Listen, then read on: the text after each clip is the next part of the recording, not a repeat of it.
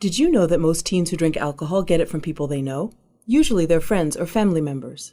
But regardless of where they get it, alcohol puts teens at risk for injury, to themselves and to others. You can help make it a safe summer for the teens you know. Don't serve them alcohol. It's unsafe, it's illegal, and it's irresponsible. Find out more at don'tserveteens.gov. That's don'tserveteens.gov. A message from the Federal Trade Commission and this station. I'm Jacob Seelman. And I'm Tom Baker. You're listening to Speed 77 Radio, powered by Race Chaser Online. We are your home for motorsports.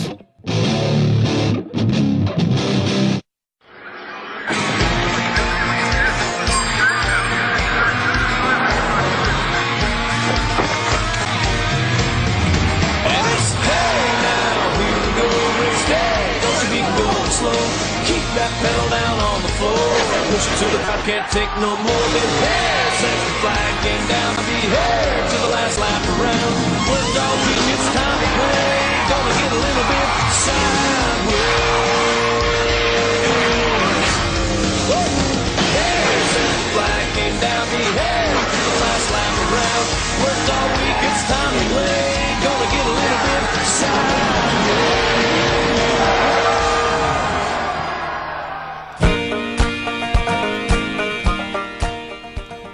Fasten your seatbelts, everybody. The fastest hour in motorsports is back here on a Monday night, and we're about to rock and roll with a very candid, very outspoken, as if we aren't always, brand new edition of Motorsports Madness here on Speed 77 Radio and RaceChaserOnline.com.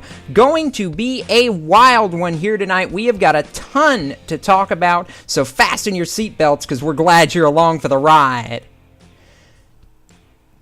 Hello, everyone, and welcome once again to Speed 77 Radio and Race Chaser Online. I'm Jacob Seelman, alongside my colleagues here at the round table, Tom Baker, James Pike, and we got some guy named Mr. Excitement back with us, too. DJ Everett around the round table here tonight as well.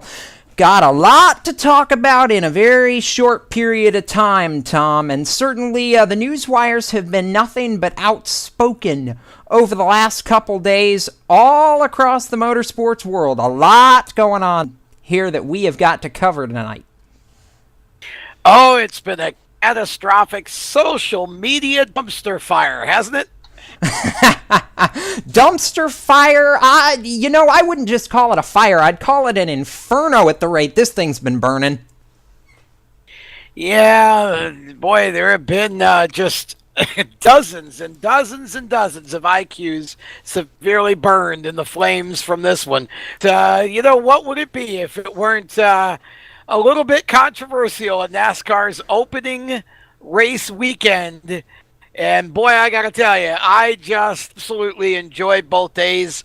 Look, I will have a lot to say about all of the specific issues as we go, but I think we can all agree it's just good to see racing back again. And whether you're a dirt fan and you were racing at Speed Weeks before the weekend, or whether you're a NASCAR fan and everything's just getting started for you, it's just good to see it back, and nice to see some warmer weather coming to the south, too.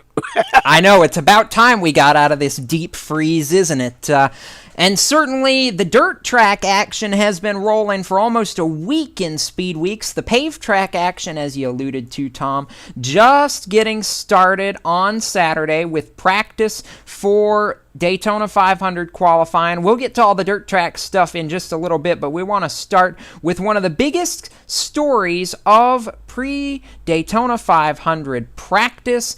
And first session, we go out and immediately, where there's a dumpster fire, there's smoke. Where there's smoke, there's Tony Stewart. And where there was Tony Stewart and Hendrick engines, Tom, let's just say it didn't go very well if you were running HMS Power.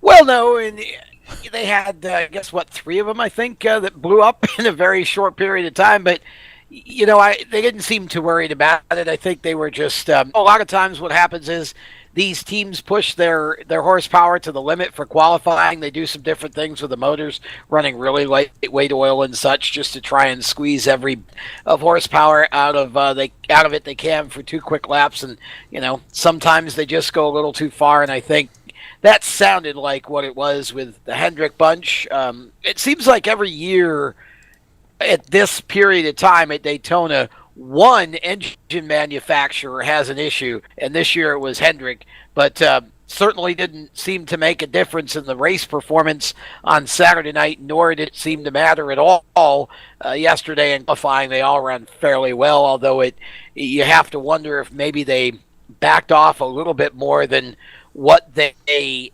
normally would have given what happened Saturday, because none of the Hendrick cars, with the exception of Dale Jr., really qualified spectacularly. Well, I guess Danica did as well, but they were all kind of there together, but certainly none of them ended up in the top 5. No, they did not. I'm going to make Pikester tear up a little bit on this one. I know he was disappointed when NASCAR announced that because of the engine failures, Danica Patrick, Bobby Labonte, and yes, Pikester, yes, Tony Stewart, going to the rear of the field for not only their Gatorade Duel, but for the 500 as well, should they qualify. Pikester, after that announcement, we heard Danica Patrick say she felt, quote, defeated, and what was to stop her from starting and parking in the Gatorade Duel so as to not tear up her car for the 500, because she already knows she's starting dead last anyways. Yeah, this is one of those very weird loopholes in the NASCAR rulebook that I'm hoping gets looked at after the events that took place over the weekend, because as far as I'm concerned, if NASCAR is allowing teams to change engines after the duels, at the very least, I think that you make them start at the back for the duels. That makes sense. But beyond that, they shouldn't be penalized for the 500 too. If you're changing engines beforehand, and if NASCAR is giving you the option to change engines, then I don't see why, just because they had an unapproved change, that immediately for this race they go to the back of the field on Sunday. So I just think that it was something that hasn't really been examined, and I don't think NASCAR's really ever had a situation like this where they've had to deal with something of this manner. But now that it's played out this way, I think somebody needs to take a look at that and get that fixed for 2015. And any other race weekend, I'd be all right with it, but in this one, I think it's not quite fair to any of the 3 guys who had motors blow, or guys and girls, rather. And we'll have more on the whole engine failure situation a little bit later on in the show. DJ, we call you Mr. Excitement for a reason. I want to talk about another excitement factor that we had on Saturday night, and that was the Sprint Unlimited. Denny Hamlin, how about the driver of the number 11 Toyota? Starts on pole, leads at the end of segment 1, leads at the end of segment 2. Can make passes on the bottom, can make passes on the top, goes from dead last in the pack to the victory in a lap and a half, and pulls away from the field, coming to the finish. Oh boy, oh boy, oh boy. He said over the radio when he took the checkered flag, any questions? I think Denny Hamlin's back for 2014. I'll tell you what, it's quite impressive to go from the last race of the season to the first race of the season. You got that 2-month break in between there, and still back up what you say from 2013. That's quite a statement, because a lot of changes happen during the offseason, and he comes here to the first race and makes it happen. But yeah, that car did look strong. When he grabbed the lead with 2 laps to go in the Sprint Unlimited, he started pulling away. And I expected the guys behind them to start, being smart about this. Okay, guys, let's line up and let's run them down and catch them. But that did not happen. They were still fighting from second on back, and Denny was just looking in his rearview mirror and smiling and saying, bye-bye, boys. And so, that was quite impressive by Denny. So looking forward to see what he can do for the 500. And I think this 500 is going to be downright sensational. If the kind of racing we saw, Tom, in the Unlimited is any harbinger of what's to come, we saw guys could actually go to the bottom, make passes without the help of another car, We saw guys make passes on the top. We saw 2-3 wide racing at the end of the race. Yeah, we saw a few accidents, but at the same time, we saw a ton of maneuverability out of these Gen 6 race cars. I'm starting to think NASCAR may have finally hit on a plate package for these cars that works for 2014 after what we saw last year in the 500 and a parade for about 80% of that race. Yeah, I agree with you, and I think that certainly the spoiler has had a little bit to do with that. But I think the racing on Saturday was actually pretty good. You're right. I mean, you saw single cars being able to pull out and go to the bottom and actually pass each other, and even on the top some, you're going to have wrecks. I mean, that's just part of it. It's plate racing. Everybody's in the pack. The cars are even enough to begin with that you're just never going to get away from the big packs on these tracks like Daytona and Talladega. But it was good racing. There was a lot of position swapping. I think the thing that surprised me the most was it seemed like the closure rate was a lot faster than normal for whatever reason. And I also think that it seemed as though, and I don't know what to attribute this to, but you saw a couple of drivers just basically chop the nose of the car around them and end up in wrecks. And you certainly don't want to assign blame, but it was just different. We're not used to seeing that so much in the Cup race, but I think the guys learned a lot about the closure rate and how to pull out and pass that. Where it's going to make the racing a little bit better on Thursday, and they'll learn on Thursday to make it even better for the weekend. So I think by the time it gets to the 500 on Sunday, it'll be fine. Oh boy. If you make it better than the Unlimited, that's already calling for excitement and maybe a little bit of trouble. We'll see what happens. All right. Next question, Tom. And all these guys in their little tinfoil hats are going to look at me and go, "Stop it, stop it, stop it." But you know what I say back to them? Hush for a minute. Because all the conspiracy theorists popped out on social media, the Facebook, the Twitter explosion started after, yes, it happened, the 3-car driven by Austin Dillon on the pole for the Daytona 500. And I can't believe I'm saying this, but believe it or not, I think this might have caused more of an uproar than last year when Danica Patrick sat on the pole, and I didn't think that was possible.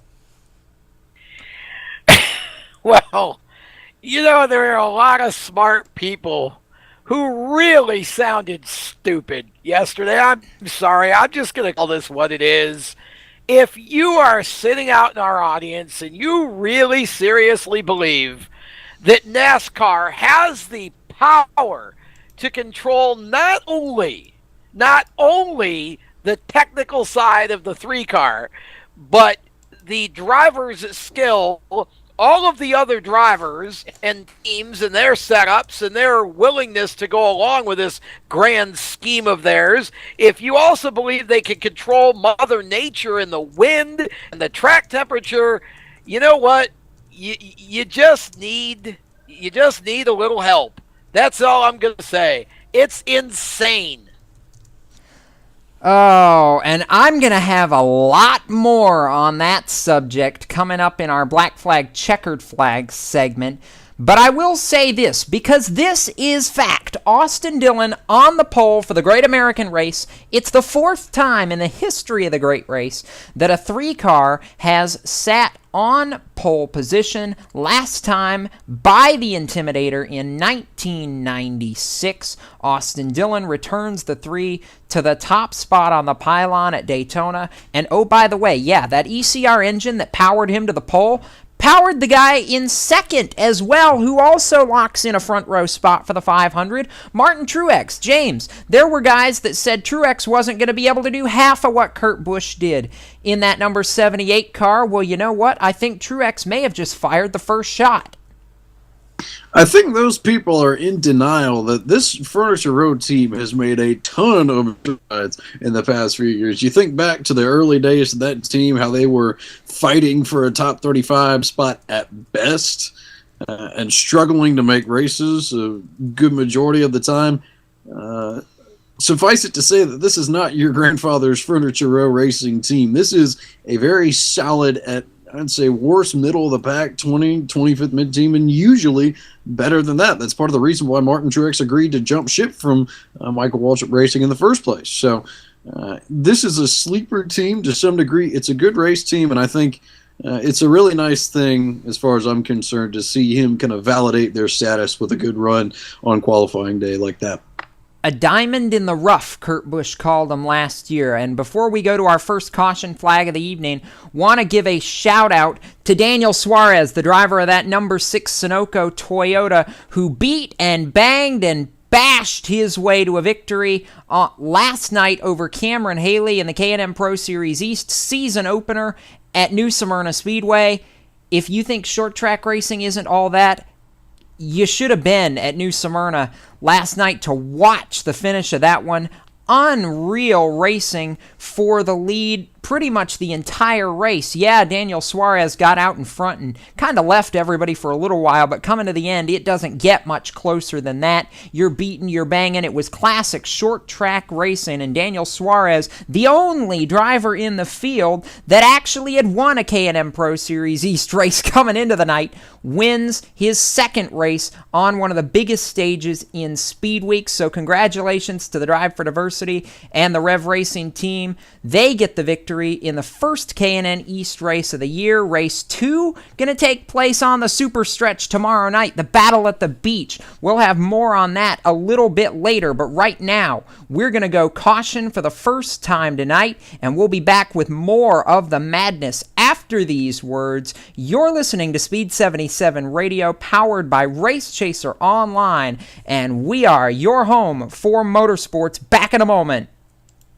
Packers, Vikings, Red State, Blue State. We come from different places. Uptown, Downtown. We come to different conclusions. half empty, Half full. But no matter how different we are, we're all connected, and we can all make a difference. That's why United Way brings people, expertise, and resources together to improve the education, income, and health of our communities, the building blocks for a better life. When we live united, our efforts, magnified by others, add up to real change. Children succeed in school, families gain financial stability, the health of our neighbors improves, and suddenly, so do our communities. But real change won't happen without you. Live united. So let's look beyond our differences. Live united. One by one, let's make a difference. Let's reach out a hand to one and influence the condition of all.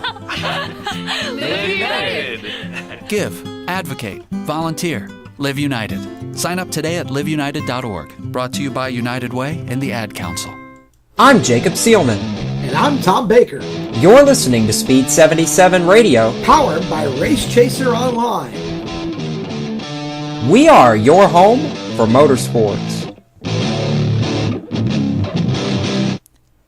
Welcome back to Motorsports Madness here on Speed 77 Radio and RaceChaserOnline.com, and the crew's all here. Jacob Seelman alongside Tom Baker, James Pike, and DJ Everett as we break down the entire weekend from around the world of motorsports, or in this case, basically an entire week of motorsports already. And to start our next segment, I'm going to grab a poker from beside my mantle here and kindle the fire, because this one's about to get good. I have a feeling. We bring back the return of the infamous black flag, checkered flag segment here to the madness. And Tom, just like you did a week ago, you invaded the flag stand and took over to start it last Monday night. I'm going to invade the flag stand and say, whoa up, boys, I'm starting this party here tonight. And I'm going to roll right into it. My black flags here, and I've got several of them, but I'm going to start on black flag number 1 with NASCAR's engine rule for Daytona Speed Weeks.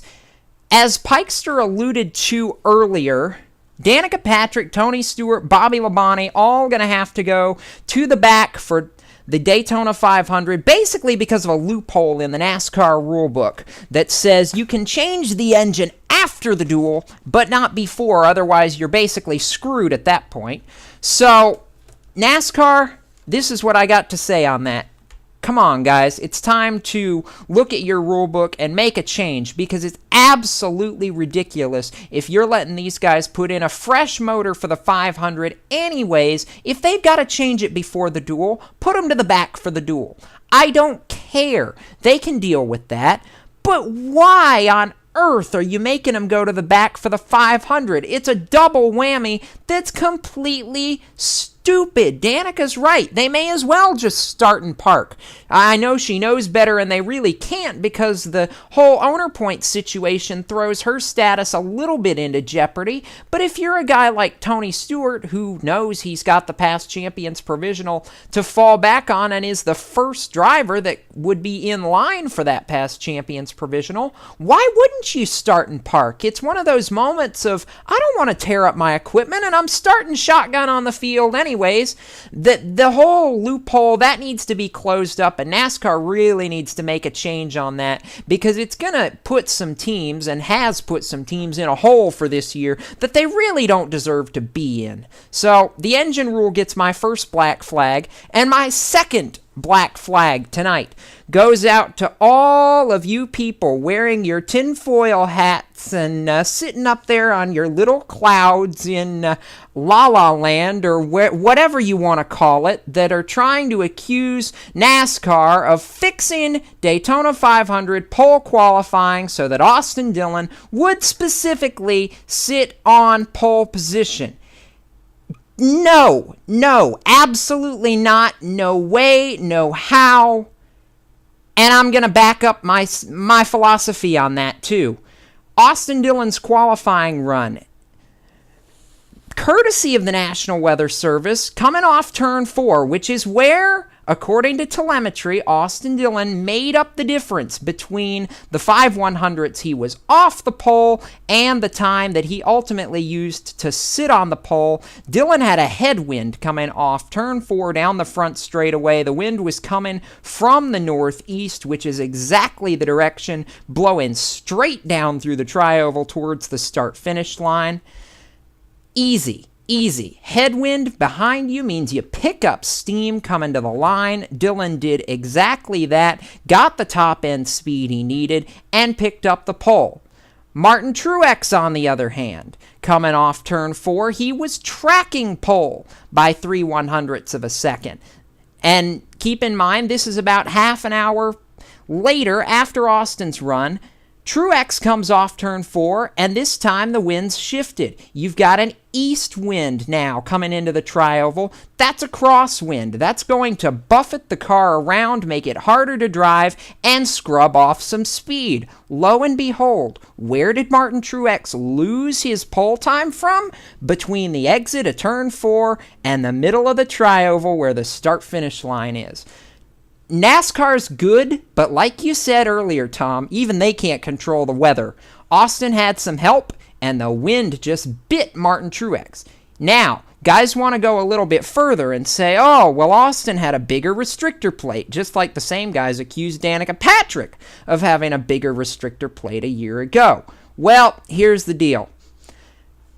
For Austin to have had a bigger restrictor plate and really be able to make it look believable, he basically would have had to not be full throttle for his entire qualifying lap, such that he could sit on the pole 3/4/100ths ahead of everybody else and make it look believable. Because if Dillon's on the pole by 3, 4, 5 tenths, it's not going to be believable, and everybody's going to be looking at that car going, okay, what on earth did they do here?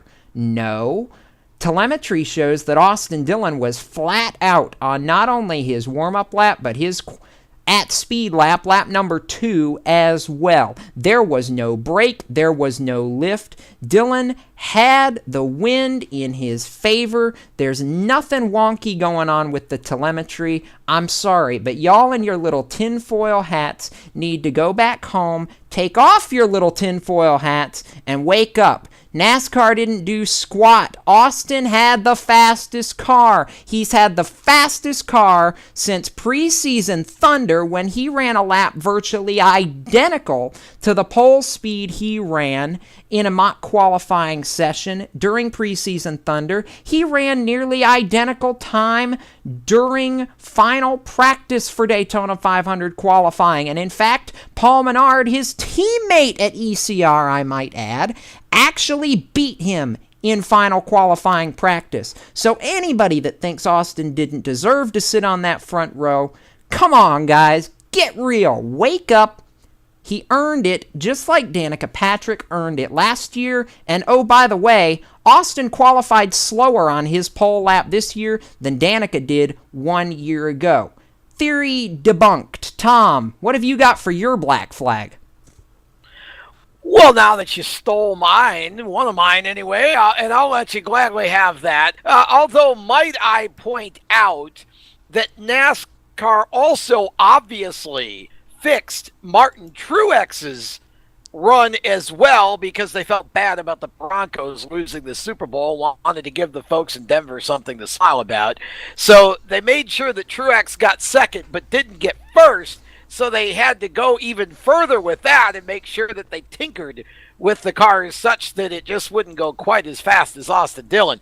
Now, having set that aside, of course, all of the conspiracy theorists, they're going to talk anyway. They're a bunch of negative Nellies. They don't have the slightest clue what they're talking about.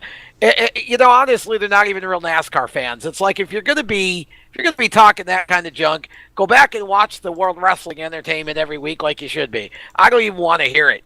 It's just ridiculous. My first black flag of the night, you actually mentioned it inside of yours, and that is why is NASCAR still using a champions provisional? Okay, I understand that, if for some reason Tony Stewart just has a really terrible day and you need to get him in the field somehow. I know why they created it. It was a Richard Petty rule. Darrell Waltrip used it way too many times, and they've had Dale Jarrett use it a few times, whoever. But this now has become a farce. Terry Labonte, I love Terry and Bobby. They're nice, bull. And look, I don't want this to be a personal attack on Terry, but I'm sorry. He didn't even run the full race the other night, and he's got a past champions provisional. I have an idea, a way to sort of make this legitimate again. If you are going to use a past champions provisional, you must be a full-time NASCAR Sprint Cup Series competitor. Because otherwise, where do we stop? How long are we going to keep letting drivers like Terry show up a couple times a year just because they have a past champions provisional to get in on? Let's give that spot to somebody that's running every week, for crying out loud. I think it's ridiculous. And I think NASCAR either needs to get rid of the rule, make it, go back just maybe 5 years or something, or better yet, like I said, at least make somebody have to be committed to a full season before you extend them this courtesy. I think it's a joke. And oh, by the way, you want to throw past champions provisionals around? Terry's brother Bobby's used that a time or two as well. So let's not forget this is not this is not a new thing, as you mentioned, Tom. Shoot, you've got Terry Labonte, Bill Elliott, Bobby Labonte, and again, we're not saying anything bad about any of those guys. They had their heyday, but you're right. These guys that show up every week and try as they might to get into this field and can't do it because somebody's showing up 3 or 4 times a year, just no. I agree. Now, with that being said, let me throw out a checkered flag here and lighten the mood a little bit, shall we? Checkered flag to the king. No, not Richard Petty. Steve Kinzer. How about a big win on his comeback tour? Didn't even wait a month to get his first big victory. Congratulations to the king on getting a win the other night. It was great to see that, and I'm sure it's going to be the first of many because I got to believe he's going to be extra fired up all year long. Pikester, what have you got on the docket? We'll start with your black flags. My black flag. I was originally debating whether or not to throw out 2, but I think in this case I'm only going to throw out 1 and mention in passing that this was a problem that to some degree plagued the first 20 laps of the Sprint Unlimited. But my black flag is going to go to ARCA, and specifically the governing body. Now, if you watch their season opening race at Daytona, you know that there was about a 10-lap shootout to the finish. And if you watch that 10-lap shootout, you'll also know that it was about the most boring 10 final laps to finish a race at Daytona that we may have ever seen at the World Center of Racing. They started out double file, but everybody had pared it down to single file racing, and it was a parade that just ran around for the sake of running around almost, as Grant Enfinger was able to take home the flag. Now, I don't have anything against Grant Enfinger. I think he did a wonderful job. He had one of the best cars in the field, so all credit to him for his victory.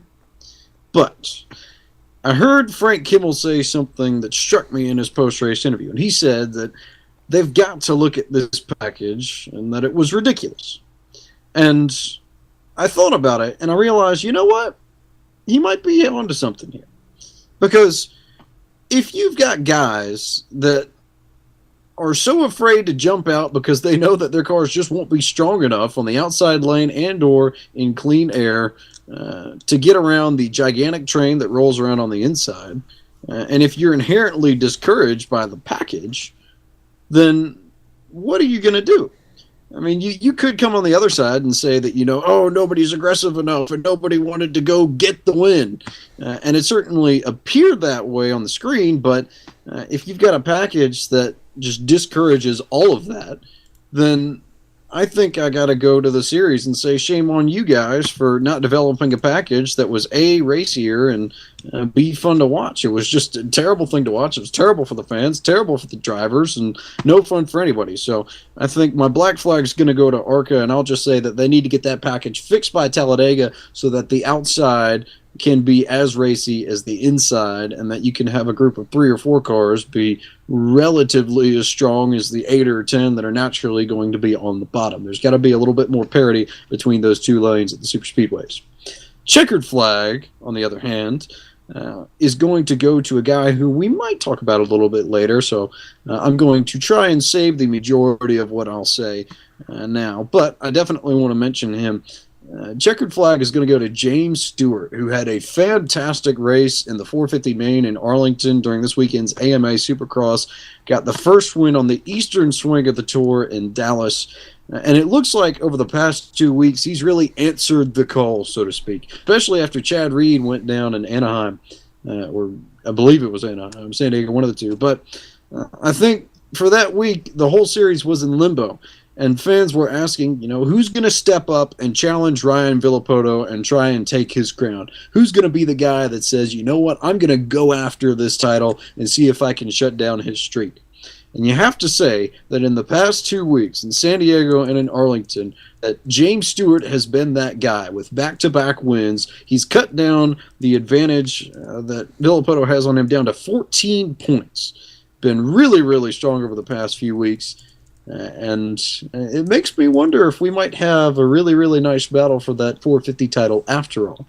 And I guess in passing, I need to mention Ken Roczen too, because he's been solid as a rock and been right there in the top 3 for both of those races and is only 12 points behind Villopoto. So thank you to James, and I guess to Ken as well, for making the AMA Supercross battle interesting again, because I was a little worried that Villopoto was going to run away with it, but it looks like that isn't going to be the case. So checkered flag, Stewart. Well done. All right, DJ, what have you got? Because if everybody's been keeping count, I'm missing a flag, and yes, I'm purposely withholding the checkered flag. I'll get back to mine here in a second, but Mr. Excitement, what kind of excitement have you got for us? Alrighty, well, for my black flag, I'm going to go ahead and extend on what James just said about AMA Supercross, but I'm going to go black flag this time. Past 3 years, all the talk has been Ryan Villopoto, okay, and rightfully so. Ryan Villopoto has won 3 450 Supercross championships in a row. Going to be the first man to win 4 championships in a row this year, you would think, right? Going in, he's got a lot of head of steam, momentum going into 2014 to try to grab that 4th championship in a row. Wrong. Okay? I said this, and you remember back, Jacob, after Anaheim won. He looked kind of shaky in Anaheim 1 when he went down while leading the main event. Anaheim 1. Yes, he's won 2 main events this year, but we're 7 races in to the 2014 season, And by Ryan Villapoto standards, he should have won 7 races. But he's won 2. But the thing that grabs my attention is that I've never seen Ryan go down so much this year than he has in years past. So when I said he looked kind of shaky after Anaheim won, I'm sticking to it and saying he's still looking shaky.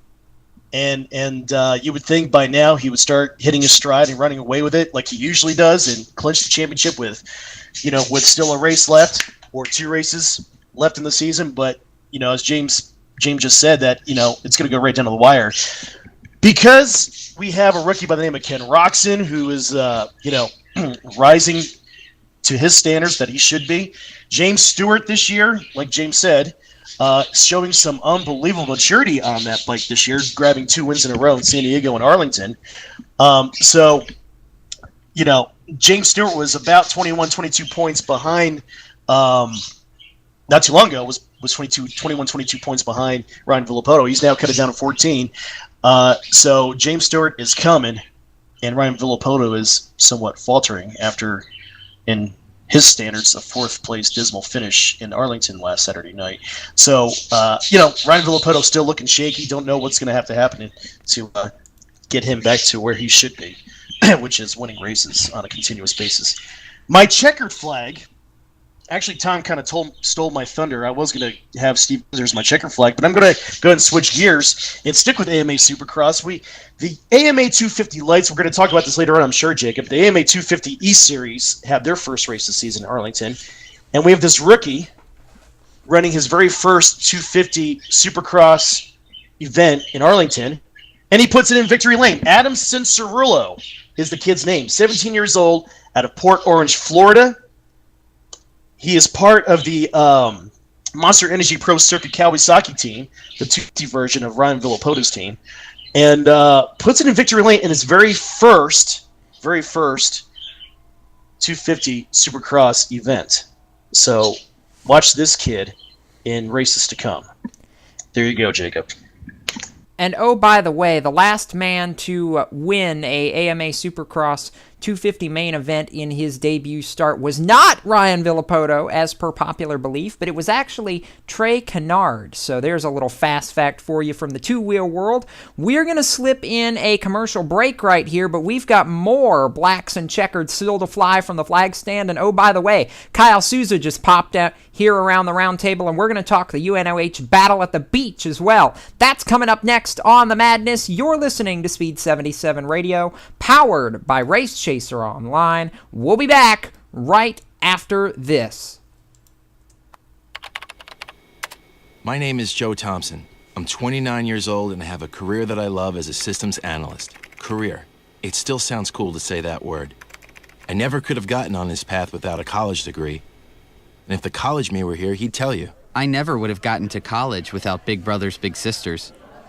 I could have ended up anywhere, on the streets even. But college? Joe Thompson? Not likely. My big brother helped me out. He taught me I could do anything, at a time when a lot of people were saying just the opposite. And to a 7-year-old, that means a lot. My big brother's name is Phil, and Phil is the reason that this 7-year-old grows up to be a systems analyst. Whether you donate money or time, you're helping Big Brothers Big Sisters help a child, and that can last a lifetime. Start something today at BigBrothersBigSisters.org. Brought to you by Big Brothers Big Sisters and the Ad Council. I'm Jacob Seelman. And I'm Tom Baker. You're listening to Speed 77 Radio, powered by Race Chaser Online. We are your home for motorsports. Welcome back to Motorsports Madness here on Speed 77 Radio and Race Chaser Online. Boy, we're just rolling right along with blacks and checkered flags here tonight. When anything even remotely controversial happens, we're going to be all over it, but controversy just has thrived so far during Florida Speed Weeks and especially at Daytona. And Tom, just before we went to break, you let me and really are about to let everybody else know that there's more from you that you want to talk about here tonight. So, yet another black and checkered flag? Oh, yes. I got a black and 2 checkered here. And I'm going to start with the black flag, and then we'll get the 2 checkers because you want the medicine first, then the ice cream. So here we go. Black flag. Chevrolet gets my black flag. Why? Because build a motor for a pace car correctly. We blew up a pace car the other night. I can't now. The inverse of that, a checkered flag goes to Brett Bodine for getting that car off the racetrack, and he got out of that Chevrolet faster than, it was like his hair was on fire, for crying out loud. He was getting out of that car hardly before it's so the black flag to Chevrolet. Build better cars, and you know what, NASCAR, better off if you'd had a Ford Mustang. That's my final black flag. Checkered flag, I got 2, and it's a tie. Daniel Suarez for winning an amazing race the other night in the K&N East Division at Smyrna. Wish I had been able to see that. And also, checkered flag and my Guy Lafleur award to Kyle Busch, because he made one heck of a save. Again, love him or hate him, if he's on the track, you're paying attention. So checkered flags to Kyle Busch, Daniel Suarez, and I mentioned Steve Kinser earlier, and a final black flag to Chevrolet for building a pace car motor. Now, of course, rumor is it's an electrical fire. Okay, fine. But then the other black flag, I'm just going to make the general black flag to anybody who ever mentions again the idea of a NASCAR conspiracy theory. They may throw a yellow flag, we question, once in a great while. No way they can fix a race. Even they are not that good. Exactly. Oh boy. It's my turn again. About time. All right. Checkered flag here. Oh boy. Who am I going to give it to? Oh wait. I do already know this. My checkered flag, believe it or not, is going to go to the guy who did not win the Sprint Unlimited, although I could very, very easily give a checkered flag to Denny Hamlin. But no, I am not going to give a checkered flag to Denny Hamlin, though he was impressive. I'm going to give a checkered flag to the guy who almost won the darn Sprint Unlimited, and he got wrecked twice. Kevin Harvick gets my checkered flag for the weekend so far, because I tell you what, he only pitted about, 15 times? I don't know how many times it was, but he was on pit road a bunch. And Kevin Harvick takes a beat-up race car and all but gets to the lead with about 5 laps to go in the Sprint Unlimited. I seem to remember another guy by the name of Kyle Busch taking a beat-up car to victory lane in the Sprint Unlimited a couple years back. But Kevin Harvick, he and Kyle Busch don't get along very well to begin with. Come on. Anything Kyle can do, I can do better. Something like that. Kevin didn't quite get to victory lane, but he took a car that shouldn't have even been in the running and gave it a darn good effort. Checkered flag, Kevin Harvick, and a nice run in his first race with Stuart Haas. I keep saying he and that 4 team are gonna be contenders.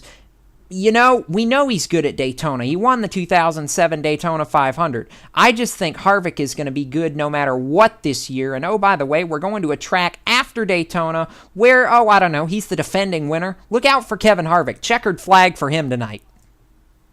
Kevin was happy after the race. He was definitely happy.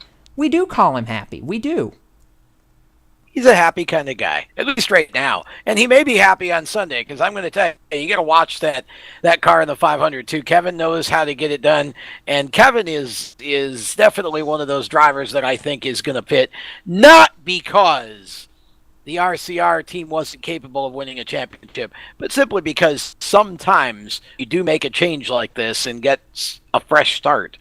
It has a way of working in your favor, at least for a little while, and it seems like Kevin Harvick is enjoying that, at least so far at Daytona, and I wouldn't be a bit surprised if he wound up in victory lane on Sunday. Oh, I wouldn't be either. He wants seconds, and Kevin's not the only one that's happy. Somebody else who's happy? DJ Everett. Oh, I was just going to say, there's so many flags being flown around here tonight. I feel like I'm watching the Battle of the Beach.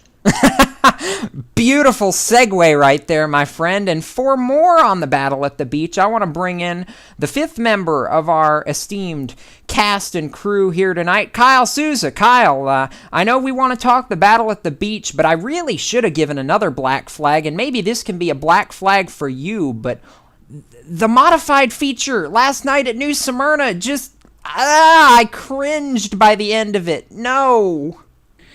You know, Jacob, it's interesting that you guys were just talking about the amount of caution flags at the Battle of the Beach, because of the way things went at New Smyrna last night, I could have swore that was similar to the Battle of the Beach. If you haven't heard what's been going on at New Smyrna, every night since Friday night, modifieds, weight models, stock cars, different types of cars been going on at New Smyrna each and every week for the last couple of days. Friday night, Ronnie Silk took in over Jimmy Zacharias in a thriller. That was probably the best race on the first night that we've seen in the 3 nights that have been going on. Night 4 going on as we speak down there at the New Smyrna Speedway.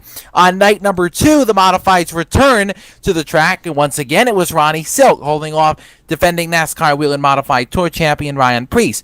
Last night, I don't know what happened last night. It just, I can't even put it into words what went on last night at New Smyrna. Only 15 cars show up. Ronnie Silk gets disqualified when it's all said and done, and multiple cars go home. They don't go home, but they're working to fix it, Jacob, for even tomorrow night. An incident involving Jimmy Zacharias and J.R. Bertuccio, a violent incident where Zacharias' rear end of the car is completely destroyed. Seeing pictures this afternoon, I'm not even sure if they're going to get it back. He says they are. We'll see if they're able to get it back for tomorrow night's race down there. Tommy Barrett was involved in an incident with Zacharias as well. At a different point in the race, Eric Goodale took the win. Tom, Jacob, we've spoke about it before. Goodale's going to be a threat tomorrow night in the UNOH Battle at the Beach. But Jacob, what happened at New Smyrna last night? Going from 2 great nights of racing to look like a demolition derby.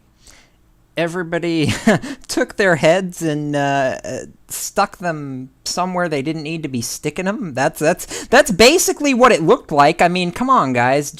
And I know there were a couple guys. I know Zacharias among them that were not happy at all with the way they were raced and the way some of those events unfolded. I know one of the guys that got called out after one of the 3 red flags in a 35-lap modified race was J.R. Bertuccio. You know, Jacob, the sad part about it is there's only 15 cars down there at New Smyrna. And that seems like a lot, but it's really not, because some of them last night especially were not as competitive as other nights. You got Tommy Barrett's down there, car number 22. Eric Goodale last night, Matt Hirschman, Money Matt, we all know what he's done.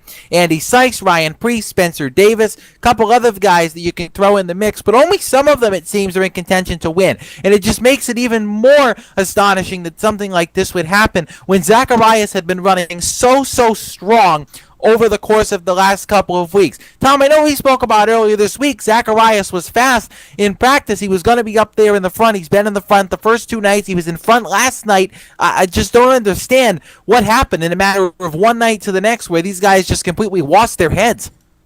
Well, it sounds like, and again, we need to qualify this, we were not there, but it sounds like, from everything we've heard and been told, that there were a couple of drivers who lost their heads, and it cost several other drivers their equipment.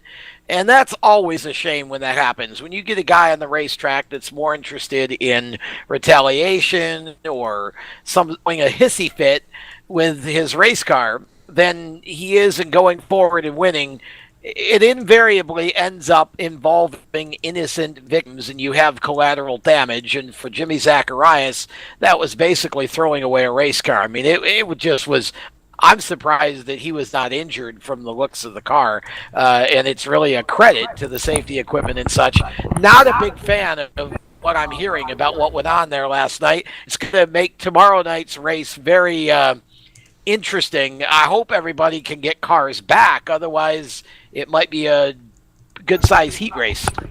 Yeah, and unfortunately for Zacharias, I actually spoke with a couple of the crew members that were at work on his car this afternoon down there from Daytona, and it just seems like the rear quip of the car, basically from the driver's seat back, is completely destroyed. They've been slaving over it all day. Zacharias not in competition tonight in night 4 at New Smyrna. They hope to be back tomorrow night, but it's just going to be interesting to see, especially tomorrow, how many cars actually head down there to New Smyrna. They take that trip instead of heading over to the Battle at the Beach. Jacob, let's take a segue there for a minute. We've spoke about who's in competition tomorrow night in the past. Ryan Priest, Kyle Benjamin, Doug Colby, and others. Everything kicking off at 7 Eastern.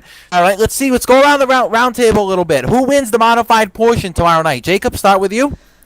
Oh boy, that's like that's about as difficult as trying to pick a winner for the Daytona 500, and I've still got to do that before the end of this show tonight. But you know, I'm gonna go with a guy, and yeah, I guess it's not going out on a very thick limb per se, but I'm actually gonna go with a guy who's looked really, really good at New Smyrna Speedway, who's been a factor on the Northern Tour over the last couple years, who's a former champion of the Northern Tour, but who was not really in contention at the end of last year's Battle at the Beach, only because he got swept up in a couple of different messes. But I'm actually going to go with a guy who's already got 2 trophies so far this weekend. Ronnie Silk, I'm going to go with for the modified portion of the Battle at the Beach. Tom, who have you got?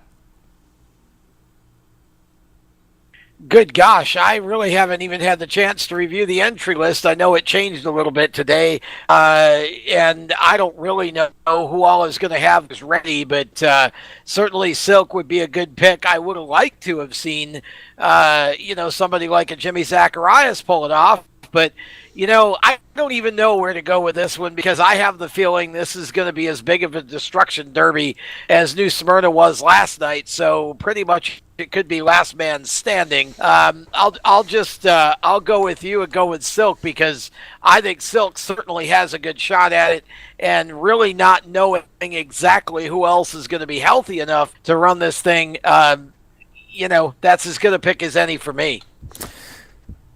Guys, I'm going to throw out one more name at you, and he's going to be my pick for tomorrow night, starting at 7 Eastern at the Battle at the Beach, Daytona International Speedway, coverage on Fox Sports 2 and the Motor Racing Network at 6:45. Number 2, Doug Colby starts off his train with car number 2, the ride driven by Todd Szegedy last year. He starts off his career with that team, brand new this season, by winning the Battle at the Beach at Daytona tomorrow night. Oh, I know somebody that Tom could have picked. That you know what? I could smell him going and fussing. What about me? What about me? To Tom, Ryan Priest. Did we all forget about him? I didn't forget about him. I was actually going to pick him, but yeah, I didn't forget about him either. Just never got over to James in my side of the table. Both of you guys have got a great point. Ryan Priest, the defending champion of the NASCAR Wheel and Modified Northern Tour. Ryan's down there already, been competing at New Smyrna with car number 40. He's going to, of course, compete with car number 16 at the Battle at the Beach. But Ryan's the defending champion, as I mentioned, of the Northern Tour. He's always been a factor when it comes to high-money races. This is going to be a high-money race, one of their probably 3 or 4 biggest of the season, minus the New Hampshire and the Bristol combination race that'll come later in the year. But James, what do you think? Does Priest pull it off tomorrow night? Does he pull away with it? Does he get through a couple accidents to take it? I don't think anybody's going to be able to pull away from the Battle of the Beach and win this thing. It will be a close race through and through, and it wouldn't shock me if it would end up being another wreck fest. But I think that Priest will be up there for the majority of the race. I don't know if he's going to lead the most laps, but I think he'll be riding there within the top 5, top 10, and probably avoid a wreck or two. I think any winner in this race is going to avoid a wreck or two to make things happen. But I think he'll be able to pop up on that last restart and go and get the checkered flag.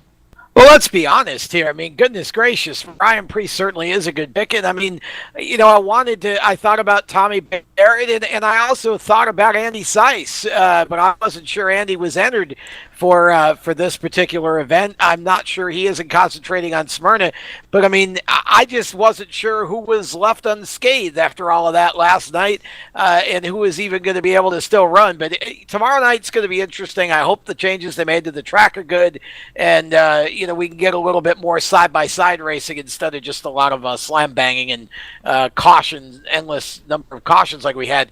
But I'm excited about the modified more so than anything else tomorrow night for sure. Yeah. I completely agree. Go ahead, Jacob.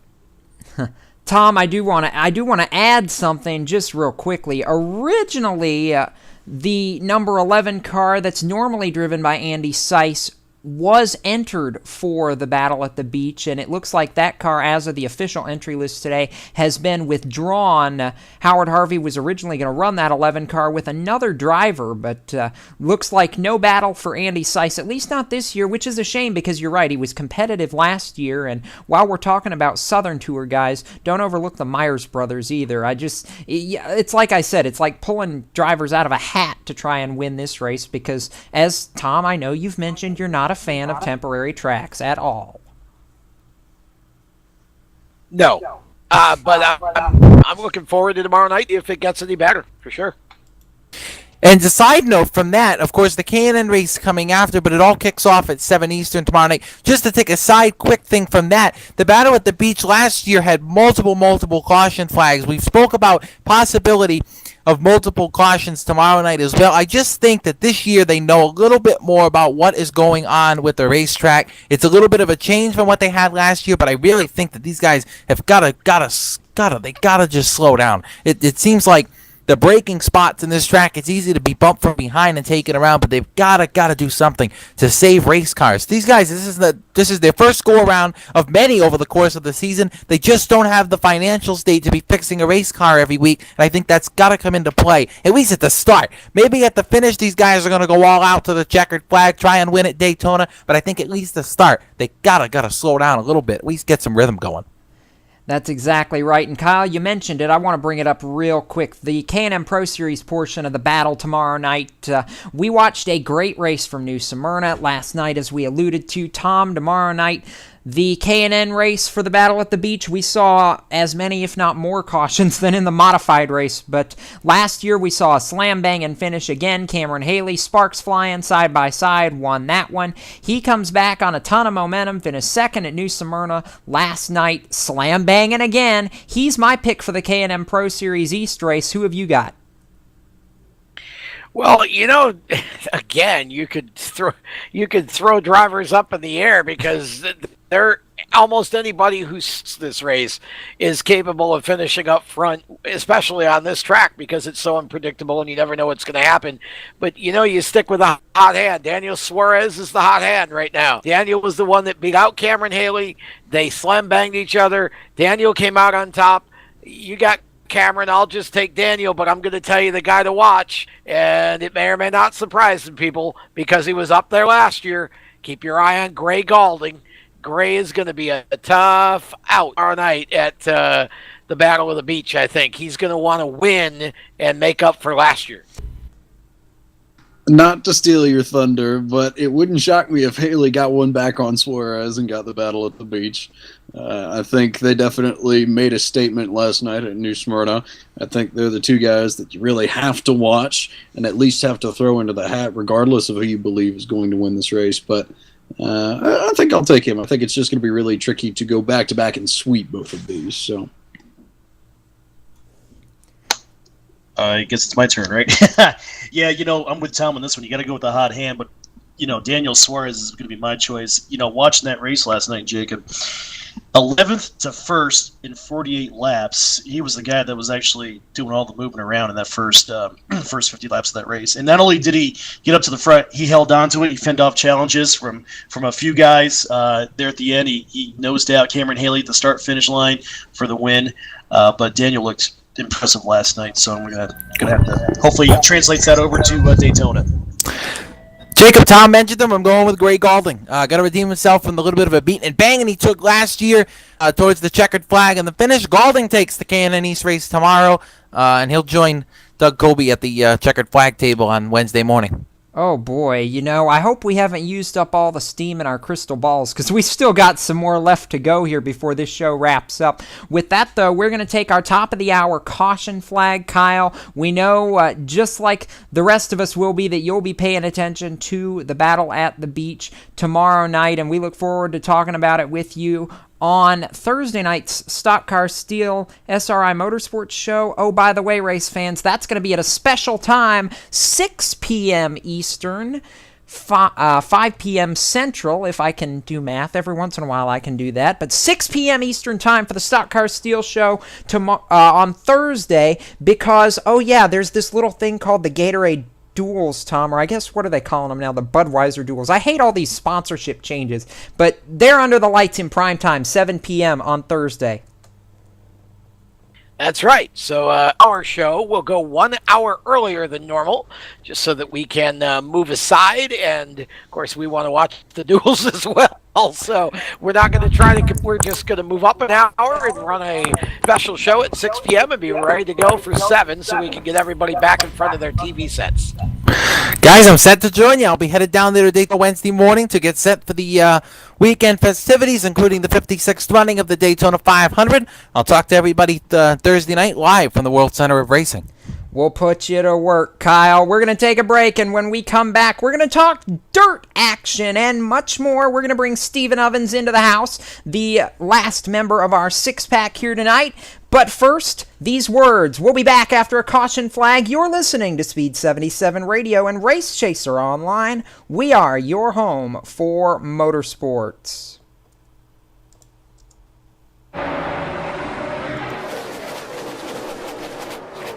Maybe you know who we are. But do you know who we really are? We're ladies. And not so gentlemen. We're a mad scientist. We're outlaws turned heroes. We're part athlete. Part astronaut. And all show off.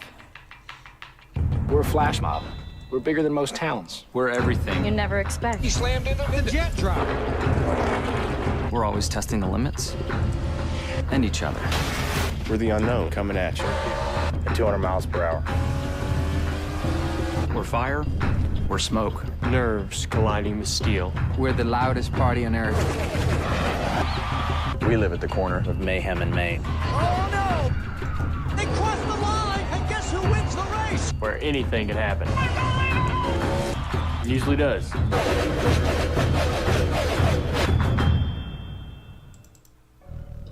To have a rivalry, you need a rival. For every David, a Goliath. For every Hatfield, a McCoy. Every KO, bro. Needs a Bobby Allison. For every fight, A ring to settle it in. In order to finish first. somebody's got to finish second. I hate second. Love your rivals. Because you need someone to beat. I'm Jacob Seelman. And I'm Tom Baker. You're listening to Speed 77 Radio, Powered by Race Chaser Online. We are your home for motorsports. Welcome back to Motorsports Madness here on Speed 77 Radio and Race Chaser Online. Jacob Seelman, Tom Baker, James Pike, DJ Everett. We'll hear from Stephen Ovens shortly. And actually, you know what? Since Stephen's not quite here to settle into one of the roundtable chairs yet, DJ, I saw you drag something out of the corner here when we went to break that signals it's back. I saw you grab your recliner, so I guess that means we're headed back to your corner here, aren't we? Oh, we sure are. You know, it's every so often I gotta dust off the recliners and you know, the lava lamps here, but the corner's always going to be there for you, Jacob.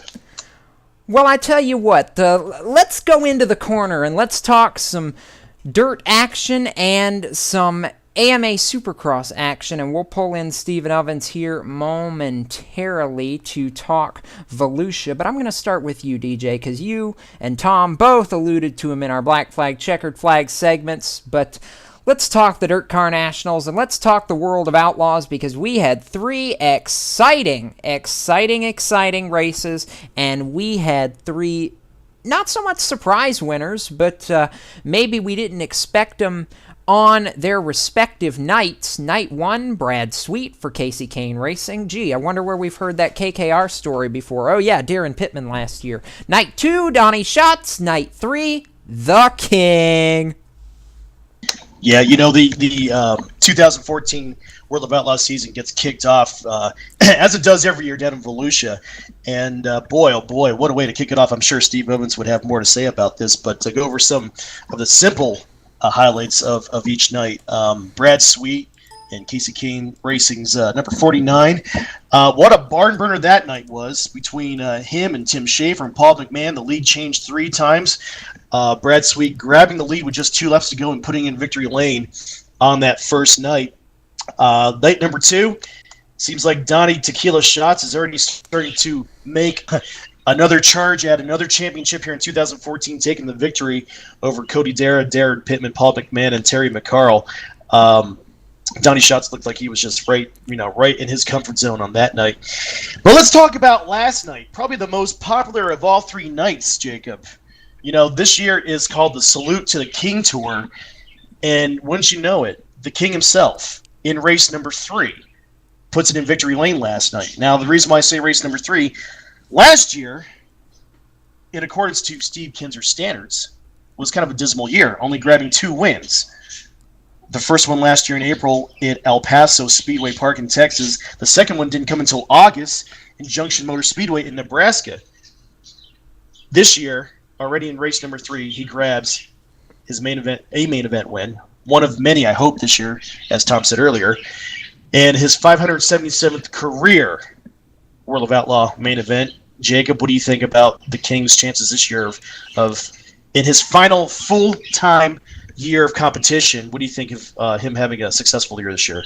Oh boy, it's too early to tell from the Volusia Dirt Car Nationals, but you know what? Kudos to the King in potentially his final appearance at Volusia Speedway Park. He gets a gator, puts it in victory lane. The crowd went ballistic. Stephen Ovens, I know you're joining us here now as well to talk some dirt action. How about the King down in Volusia? DJ mentioned the number 577th career Outlaws victory as he starts the salute in style. Well, I'm going to go back to something that you said about Denny Hamlin. When he crossed the checkered flag, he said, "Any questions?" I think Steve Kinser asked the same exact question when he came across the line. This is not going to be a lame duck season for the King, and I do want to point out that this was not a scenario. Yes, Steve started toward the front, but he had to get around last year's overall points champion Darren Pittman to get the win. And one other thing I want to point out, Jacob. Not only did he have to do that, Darren Pittman actually repassed Steve Kinser for the lead, and Kinser got him back. So it was a barn burner last night between Kinser and Pittman, and Kinser got out on top. Yeah, he did. They traded slide jobs for a lap and a half. I tell you what, I don't know how Johnny Gibson had any voice left after that one. It was a wild finish, and the King wins another one, his 8th career triumph at Volusia. Speaking of Volusia, Stephen, another famous name came out on top along with the King last night. And, we talked earlier in the show about conspiracy theories and racing and NASCAR trying to fix things for Austin Dillon. Well, you know what? If they're trying to fix things in Austin Dillon's favor, all these tinfoil nut jobs might as well just say that dirt racing's fixed too, because Austin Dillon won the UMP Modified feature last night at Volusia. Yes, it's all fixed. Florida Speed Week started with Dave Blaney getting a 410 sprint car win. Then the King, Steve Kinser, gets a win. Austin Dillon gets the pole for the 500 and then goes and gets a win in his modified. It's all a very large conspiracy. Just a great run for the kid. And if that doesn't speak to Austin's driving talent, to be able to go out and set the fast time at the World Center of Speed and then turn around and drop into his dirt car and go and get another Gator for Team Dillon Racing. I mean, again, any questions? I mean, he is just a phenomenal talent. Well, he had to do something, Tom. I mean, his little brother had 2 of the darn Gators. Austin, he had to go and get one before it was all said and done. He couldn't let Ty go home and strut his stuff all around the shop the next week. Oh, I got to tell you, when it comes to dirt track, you can basically flip a coin between the 2 of them, because you can say all you want about equipment or anything else, but I don't care what kind of equipment you have, you still got to drive it, and those 2 can wheel a dirt car. So, yeah, you're right. It was cool to see him finally kind of reverse gears a little bit, and but I think he and Ty are both going to be forces to be reckoned with all year long, no matter what. I mean, the older they get, the better they're getting, and that's something that I think a lot of people are going to have to deal with, whether they want to or not. All right, Steven, now we get on to your favorite subject up there in New York. And I know you're on the road right now, but you're going to be following it every bit as closely. We get now into the portion of the Dirt Car Nationals that is every Northeast race fan's cup of tea for about the next 4 or 5 days, and that is the arrival of the big block Dirt Car Modifieds to Volusia Speedway Park, and 4 nights of racing for them. Non-points, that means they can hang it all out to dry before it's said and done. We know Brett Hearn comes in as the defending champion, but you can't really ink anybody's name on that dirt car trophy. As we saw even at the World Finals last year, these frontrunners are not always infallible. You're absolutely right. Brett Hearn is a name that comes to mind, but a team that has already made their way down to Florida, they were just doing some testing yesterday, is the Hankey Baldwin Racing, which is affiliate of Tommy Baldwin Racing. Matt Shepard and Jimmy Phelps in their Troyer race cars are already down there.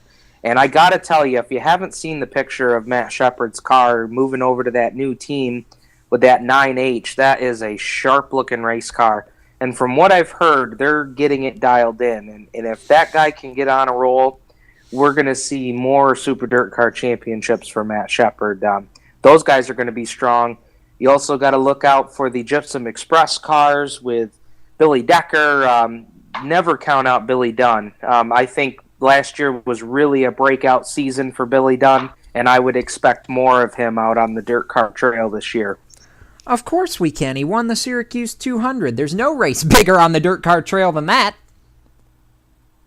Yeah, he really broke out, and not just at Syracuse, but on his weekly racetracks. He pulled down points championships both on his Friday night track, and he fell up about a handful of points short of Matt Shepard at the Canandaigua Motorsports Park. And on our buy or sell segment last week, we definitely think that Billy Dunn's really going to have something for him at Canandaigua this year. So he's always one that we like to follow. I'll buy that. Of course you will, Tom.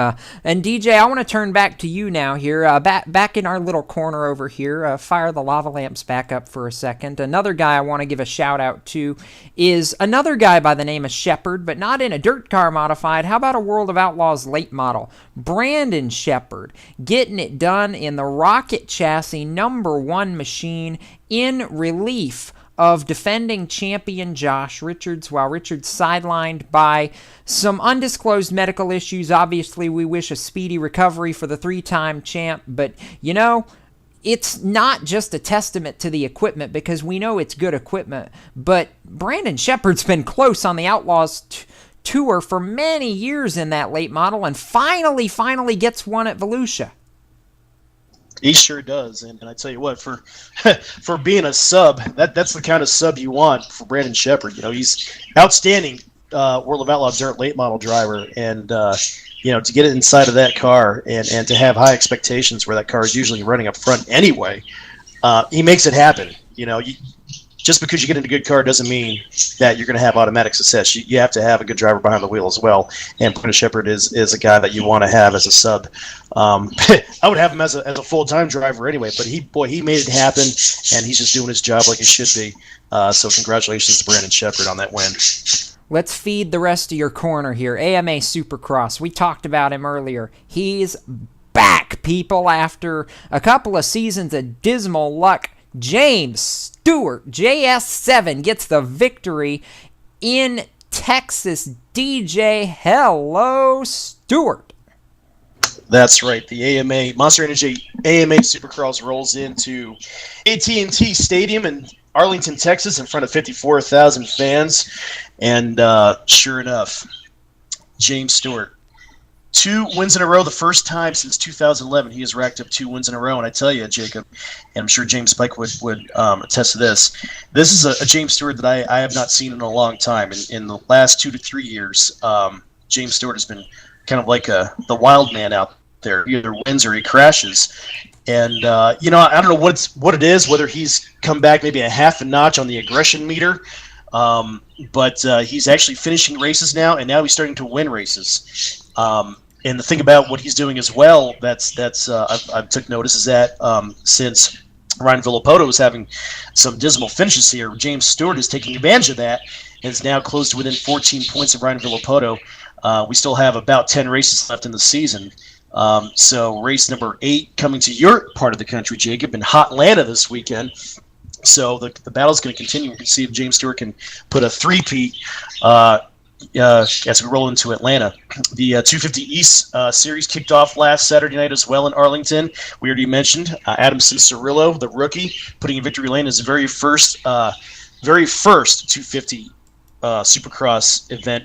And I tell you what, the Monster Energy Pro Circuit Kawasaki 250 team looked stellar with Blake Baggett and Martin Davalos, top 3 in the main event, top 3 guys coming straight from that Kawasaki 250 stable. So the Monster Energy Pro Circuit Kawasaki team, the 250 series, have definitely got their act together. Is gonna be good, and I tell you what, there are guys that are heralding Adam Cianciarulo as the next Ryan Villopoto already. I wouldn't go so far as to say that yet. I mean, we'll see, but he was certainly stellar in his debut, DJ, and I know it's always good to have Supercross back in my part of the country. Gonna be, as you said, in Atlanta for Supercross round number 8 of the 2014 season this weekend. We'll see. Can either James Stewart or Ryan Villopoto grab win number 3? Does Ken Roczen grab win 2 on the season and even the score? Or do we have a first-time winner? We'll find out Saturday night. It'll be live, as it's been all season, on Fox Sports 1. With that, we are going to take a break. Steven, stick around, because I want to pull you in on our very last segment. We're going to maybe malign ourselves a little bit here, but after the break, we're going to pull out our crystal balls that may or may not be a little cracked and may not even help us at all. But we're going to attempt to pick the winners for this weekend's action at Daytona coming up. It's the Daytona 500. We never know what can happen, but we're going to try to figure it out. You're listening to Speed 77 Radio and Race Chaser Online. The madness rolls to conclusion right after this. For 17 years, Stock Car Steel has been a leading materials supplier to the racing industry. We're proud they're a motorsports content partner here at Race Chaser Online. The biggest names in NASCAR trust Stock Car Steel for raw materials such as carbon steel, chrome moly, DOM, aluminum, plastics, and much more. You can't build a race car without the basic materials, and Stock Car Steel is the place to get them. Don't forget to also visit Stock Car Steel's sister company, SRI Supplies, for racing and industry. SRI is the place to go for all your shop supply needs. Nuts, bolts, rivets, tapes, adhesives, cutting tools, chemicals, body shop supplies, paint shop supplies, lubricants, and more. A well-stocked race shop is a winning race shop, and the path to winning begins with 3 letters, SRI. For more information, visit stockcarsteel.com or SRI-supplies.com. Check them both out on Facebook or call them toll-free at 1-888-752-7272, 1-888-752-7272. I'm Jacob Seelman. And I'm Tom Baker. You're listening to Speed 77 Radio, powered by Race Chaser Online. We are your home for motorsports. Welcome back to Motorsports Madness, and we get ready to throw the white flag on our action here tonight on Speed 77 Radio and RaceChaserOnline.com. Jacob Seelman, James Pike, Tom Baker, DJ Everett have been around the round table all night. Stephen Ovens with us as we roll this show to conclusion, and it's time to pull out a segment that I'm either going to call one of two things, and you know what? It could apply to both. I'm either going to say it's our broken fortune cookie segment, or we're pulling out our cracked crystal balls, Tom, because we're about to try to do something that I don't know is even possible, but somehow you managed to do it in 2011 and pick some guy named Trevor Bayne to win the Daytona 500. What? Well, it really wasn't that much of a stretch at the time, I didn't think, because it was the first year that they were doing the train racing, two-car tandem racing, otherwise known as the Texas Two-Step, only they did it in Florida. And he was a driver who was really, he just adapted to it really well, had a fast car again, all of that week, and it really looked like, and he wasn't afraid to push. So, looking at all of that and realizing that 500 is a crapshoot, it just didn't seem like that much of a stretch to me that Trevor could pull it off. But it was great that he did. And certainly that's a win that will really probably live on in Daytona 500 infamy as one of the biggest sets ever in some ways, but also one of the most special ones because it brought the Wood brothers back to victory lane again after so many years of not being there. Yeah, it did, and how wonderful was it to see Leonard Wood and the Wood brothers in victory lane. But let's pull out the crystal balls, and actually let's save the Daytona 500 for last. Let's start with Friday night in the Camping World Truck Series, gentlemen, because if you want to talk about true crapshoots, the most exciting race of Speed Weeks every single year has to be the Camping World Truck Race, just because they're boxy, they're hard to drive, and that just makes it fun. Tom, I'm going to start with you. Who's your pick for the truck clash on Friday night? I had a really, really hard time with this one, to be honest with you. This was the one I struggled with the most because the truck race is often the best race, for at least in my opinion, is often the most exciting, the race of the weekend. That series at Daytona, those guys are just flat out, and they really mix it up. I really am thinking Thor Sport. Does that give you any idea who I'm about to pick here, Jacob? I don't know. I've got it narrowed down to two, either the defending winner or some sophomore driver that just got hired by them. That's where I'm going. I'm going Jeb Burton. I know it's a long shot. You know what? That's a top team, and I think Jeb Burton can get it done. And there's just something about the Hollywood, and again, I'm kind of teasing the conspiracy theorists here because he loses his ride just within the last couple of weeks and didn't have a ride for Daytona, and season looked like it was going to be very bleak, and all of a sudden here comes Thor Sport, and I want to think Jeb Burton can get it done here, guys. Pikester, who have you got for the truck race?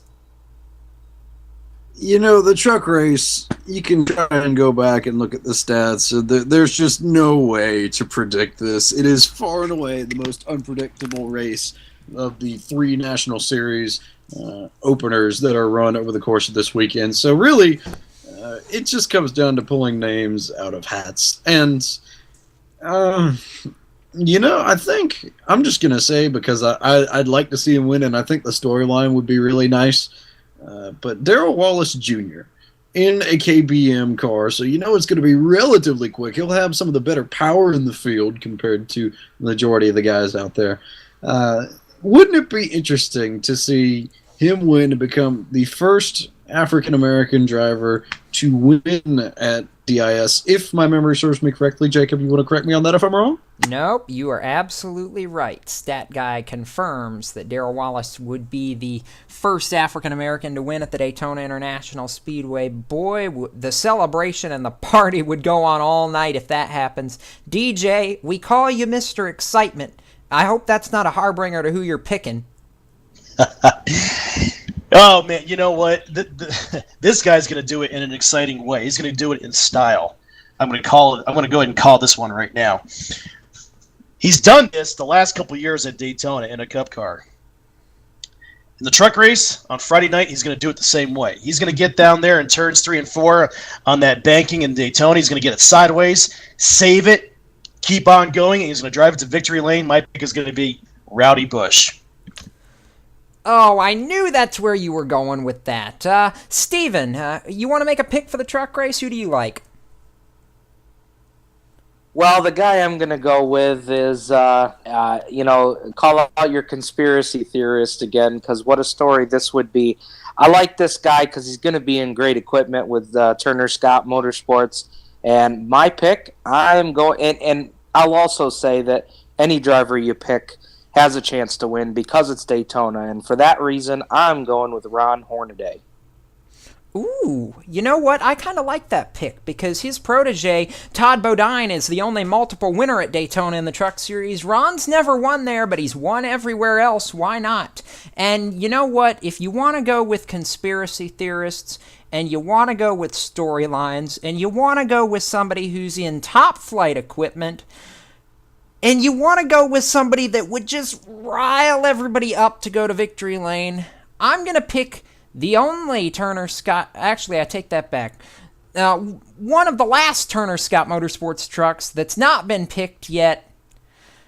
He's got a heritage at Daytona, and there are going to be people that are going to say, no way, but you know what? He's good in the draft, and I think his crew chief and his team are going to help him get to victory lane, just like the driver that formerly piloted that truck almost did a year ago. I'm picking Ben Kennedy to do what James Buescher could not last year, and he wins at his grandfather's house. I knew you were going to go there. For some reason, I just thought to myself, it's going to be a Ben Kennedy kind of night for Jacob. Of course. All right. That's one down. Two more to go. Nationwide Series, Saturday afternoon, and I pray that we are not going to see an ending to the Nationwide race like we did 1 year ago, because I know that scared a whole lot of people after that one, and luckily everybody was okay last year, back for more this year. We obviously can't see the same winner as we did a year ago because he's not in the field. Tony Stewart not going to risk running the Nationwide race and possibly re-injuring that leg before the Daytona 500. So Stewart going to sit this one out. Pikester, I'm going to start with you, though, this time. Who do you like for the Nationwide Series race? A lot of changes for that race because they can't tandem draft. So who's it going to be? Well, it won't be Tony Stewart, obviously. And since Tony Stewart's not running in this race anymore, it kind of opens up the field and opens up the discussion for a lot of different guys who could win this race. But there's a guy that I'm looking at that hasn't won this race in a while, but you go back not too long ago and there was a stretch of time where he just dominated this thing. And it seemed like every year he was able to get to victory lane some way, somehow, before Tony Stewart decided to run this race and started a ridiculous streak with a crazy run in 2005. I think he went to 17th, the first and the final laps to win the thing. But how about Tony's good buddy Dale Earnhardt Jr. in that 88 Tax Slayer Chevy to go to victory lane? I'm sure he's going to be a very popular pick in Vegas and amongst the fans with that thing. So I'll speak for the Vox Populi and take old Junebug. Oh, geez, what is this? We're just not getting away from any of the tinfoil hat's favorite picks on this one. DJ, who do you like for the Nationwide race? All right, Nationwide. You guys are going to think this guy's going to be my favorite driver. He's really not my favorite driver, but I'm going to go ahead and pick him anyway. This guy here, he's always a threat every time he gets into a Nationwide car when he can.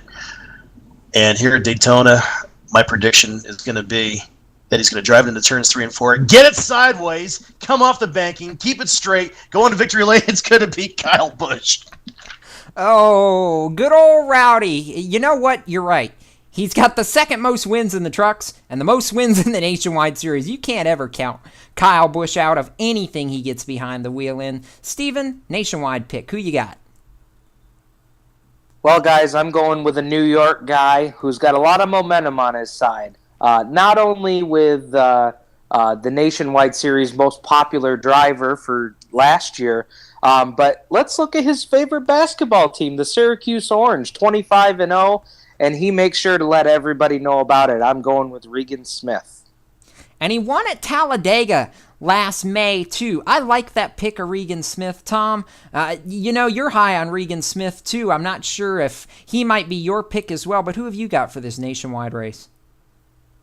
Well, I would love to see Regan win, obviously. I mean, I've known him since he was 5 and watched him race his entire career. And, I like Steven's theory that the SU Orangemen are undefeated, and that's one of his favorite teams. The only problem with that theory is that the Denver Broncos are also one of his favorite teams, and we all know what happened a couple of weeks ago. They're up in New Jersey in the Super Bowl. So, given that, I'm going to stay away from Regan and wish well. I don't want to jinx him. I'm just, you know what? Ty Dillon in the Bass Pro Shops number 3 gets the win. Come on, conspiracy theorists. Let's go. Oh, I can sense a theme going here. All right, we'll get to the cup race in a minute because I have a feeling at least one person's going to go there. But for me, I'm going to pick a guy who finished last year in, bless his heart, about the worst way possible. Sideways, up in the air, car in about 300 million pieces after the checkered flag, and somehow he still finished 6th. Don't know how that happened, but you know what? I'm going to go with the kid who's learned how to draft. He's really, really good when he hops behind the wheel of these Nationwide cars, even though he doesn't have a win yet. He has come darn awful close, finished 2nd at Bristol last year, darn near should have won the Homestead race. He had the best car there. I'm going to go with the newly renumbered Turner Scott number 42 car. To match his cup number, Kyle Larson goes to victory lane in the Nationwide race. Oh, yeah, buddy. Oh, did I just say that? I know, DJ. You're high on Kyle Larson, too. All right, now for the big one. Pull out the big guns and dust off your crystal balls, because this one's about to get good. For the 56th Great American Race, I'm going to turn it over to the master of disaster, Mr. Excitement, to make the first pick for the 500, DJ Everett. Who wins the Harley J. Earl Trophy and why? Yeah, I'm going to go there. I'm definitely going to go there. I'm picking these guys as we go here. And you know what? I'm going to pick this guy, because Denny Hamlin did actually look good on Saturday night, the way that car looked good. I got to think, I'm hoping that this will translate to his teammates. One of his teammates is Kyle Busch. I'm going to pick this guy here to go ahead and win the 500. Only because I don't know if Jacob. I don't think the Daytona February weekend sweep has ever been done before. So just for historical purposes, I'm going to go ahead and go pick Kyle Busch. Oh, DJ's got rowdy for all 3 of them. And no, the weekend sweep has never been accomplished. They've won on Saturday and Sunday, but never has it ever been done to win all 3 races on Speed Week's weekend. So, boy, you think Kyle can pull it off, huh? He's done it at some other tracks. I want to see him try to tackle this at the World Center Speed at the most important weekend of that track, which is Daytona Speed Weeks. Ah, heck, it's been a crazy enough Speed Weeks already. Why not? Kyle's never won the 500, but he came darn close in 2008. Says that was the one that got away. Steven, for the Great American Race, who's your pick to win? Well, for the Great American Race, I'm going to go with a guy who I think after Saturday night should have some confidence on his side. He made a big move over to another team, took his sponsor with him, has really walked into, so far, what's been a great situation at Stewart-Haas Racing. My pick for the Daytona 500 is going to be Kevin Harvick in the Budweiser number 4. Ooh, Harvick going for 2nd at the Great American Race, won it in 2007 in a heartbreaker for Mark Martin. I know I was on my knees after that one. There wasn't a soul that didn't want to see Mark win that race. Tom, I'm going to you, and I already have a feeling I know where you're going with this. I do. Who's going to win it? I am going straight back to the Fruit Loop conspiracy theorists, and I'm picking Smoke to win the 2014 Daytona 500. That is a driver on a mission, and Tony happens to like Daytona and has had, 1 or 2 victories there. Pikester, cue the stat book on Tony Stewart. The stat book that says he's the second winningest driver in the history of Daytona International Speedway, the driver that has been in position to win this 500 on multiple occasions. If we go back in, let's see, 04, 05, 07, 08, and 11, if you want to make the argument, I think you can throw all those in there. Oh, boy. But Tom probably just jinxed it because he picks Bone, so... No. Hold on just a second there, Baxter. Were you, like, in the beginning of this segment when I talked about how I was about the only one in the world that picked Trevor Bayne to win back in 11? I know what I'm doing. He does have a point, the man. He does have a point. And I will also add this, too. The only reason that I did not pick Austin Dillon is not because I don't think he has a really, really good chance to win, because I didn't want people to think I was just playing the conspiracy card. I did with Smoke. I get it. But, Tony really is in great shape to win. And I'm going to throw in a real dark horse, guys, and you're all going to laugh at me, but because I call this dark horse. But there's something in the back of my mind telling me that the 24 is going to be in it to win it. And I got a feeling Jeff Gordon might pull it off this year. I have no reason to think that other than the same gut feeling I have with Trevor Bayne. Well, you know what? I mean, come on. How can we call him a dark horse? He's got 3 Harley J. Earl Minis in his trophy case. Jeff could easily win a 4th 500. No question about that. Yeah, but he's not. When you look at that organization now, you really look at the 48 obviously is the main car, and you got the 88 Junior really well. Jeff didn't have a chance to run well because he got taken out so early in that wreck. Something's telling me that Jeff is really going to be on it on Sunday and is going to be. And if he's around at the end. I think he may feel like he's got a little bit of something to prove and really want to get his season off to a good start after all the bad luck he's had for a couple of years. But still, I'm still sticking with my pick. I think Smoke wins, but it's going to be a great race, guys. I mean, we obviously have poked some fun at all the goofballs and whatever this whole show, but I really like what I see out of these Gen 6 cars this year, and I think racing's just going to get better as the week goes on and the drivers learn more about the car's tendencies. And they get braver and braver and braver, we know, leading up to Sunday, or maybe it's crazier and crazier and crazier. Pikester, since Tom has effectively, in your words, jinxed your driver for the 500, who do you like to win the Great American Race? My turn. All right, guys. I'm going to take you into the statistical corner that Mr. Seelman likes to jump into so much and elaborate a little bit on what you and Mr. Excitement talked about, in that no driver has ever won the Shootout or Unlimited, depending on the year, their respective Gatorade Budweiser Duel, and the 500 itself. We're going to look at Denny Hamlin here, and we're going to compare him to other guys who... I guess for all intents and purposes might have come out as favorites going into the Great American Race. We'll start with 2011.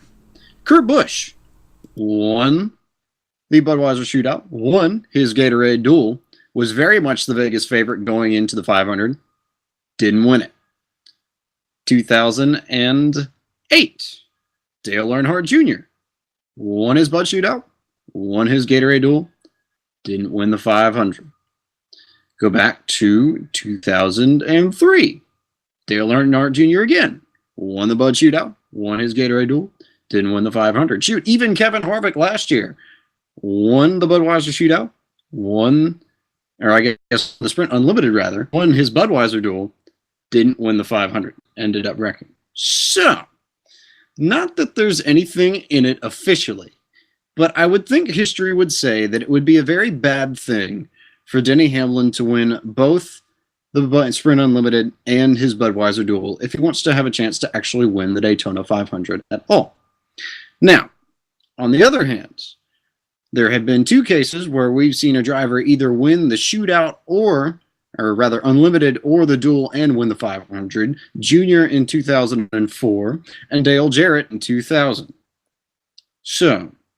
and it should be noted that in the race that they didn't win between the duel and the shootout back then. They finished second in those. So maybe there's something in finishing second for Hamlin. It might not be a bad thing if he finishes there. Again, it's probably a conspiracy theory, but it's just a little interesting piece of history that I looked at and thought, maybe that means something.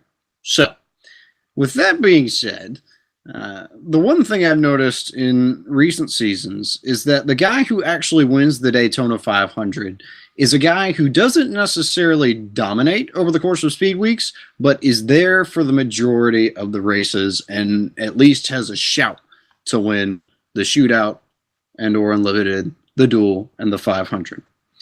And this year, I'm going to go with a guy who has had a lot of speed in the past few years, has finished well in the Daytona 500 in the past few years, 3rd and 5th, respectively, in 2013 and 13, and managed to nab himself a top 5 spot in qualifying and is going to start on the outside of Austin Dillon for the first Gatorade duel.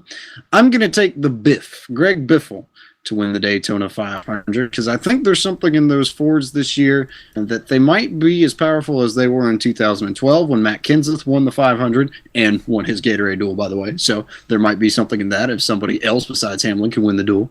But there's that, and then, just as of late in this race, he's been there. I think Biffle will find a way to at least be in the hunt for it, and if he doesn't win, I'd be stunned if he doesn't get a top 10 finish, but I really think that the Biff might be onto something this year. I'll take Biff to win the 500. Interesting, and the first Ford picked out of all of us, I'm not going to deny that. He did finish 3rd last year. I thought he was going to make a move for the win for a while and just didn't quite do it there at the end. All right, I guess it's my turn, isn't it? It's finally my turn. I've let y'all have all your fun. Now it's all back to me to wrap this up, and it's, I think y'all are going to call me a little bit crazy. In fact, I know you all call me crazy on a regular basis, but anyways, that's beside the point. I'm going to go with a guy who has won the Daytona 500 in the past. He also is with a new team for 2014. He also has ECR power, and he also is going to be in the top 5 starting positions for his Budweiser duel on Thursday night. You know what? Call me crazy, but I just have a feeling it's going to be an ECR car that goes to victory lane on Sunday, and no, it is not going to be Austin Dillon. For all you conspiracy theorists that thought I was going to go there, think again. My pick, believe it or not, to win the Great American Race for the second time and the first time in a Chevrolet, I'm going to go with the Boilermaker, Ryan Newman, to win his second Great American Race. Well, now wait. Now that would still be a conspiracy theory pick, because we all know how much Brian France likes dogs. Or the fact that Jacob and I always jinx whoever we pick, see Bobby Gerhart in the ARCA race and Kevin Swindell in the Chili Bowl. Well, I mean, yeah, there is that too. Now that you're I've not said supposed to tell that. So you're just supposed to keep quiet, guys. I mean, a jinx could be broken at any moment. Newman's a good pick. And I'm going to tell you, anybody on that Childress group is a pretty good pick. It certainly wouldn't be a big surprise based on what we've seen if Paul Menard pulls it out. Oh, geez, that's scary. It was interesting enough when he won the Brickyard 400 in 2011. Call that a conspiracy theory if you want, after as many times as his dad sponsored cars to try to win at Indianapolis. But, boy, wouldn't that be fun, the celebration that they could have if Paul Menard wins the Daytona 500. But there's our picks. They're probably not any of them going to end up in victory lane, but you know what? If they do, we'll have bragging rights next Monday, and that's always a good thing. I went against my heart and didn't pick my other dark horse for the Daytona 500. I like Trevor Bayne. He won it in 2011. I keep saying maybe lightning can strike twice. Maybe it can strike twice for 2014. But you know what? For now, that's going to wrap up the madness, an extended edition here tonight on Speed 77 Radio. We'll be back 1 week from tonight at 7 p.m. Eastern to break down the Great American Race and all the racing from Speed Weeks. We'll talk the Daytona 500 and the winner on Monday night. That's 7 p.m. Eastern. And Tom, you, me, and Sousa gonna be back on the air Thursday night, a special time, 6 p.m. Eastern, for the Stock Car Steel SRI Motorsports Show. We'll break down the battle at the beach and much, much more. Hear from a couple of drivers competing down in Daytona.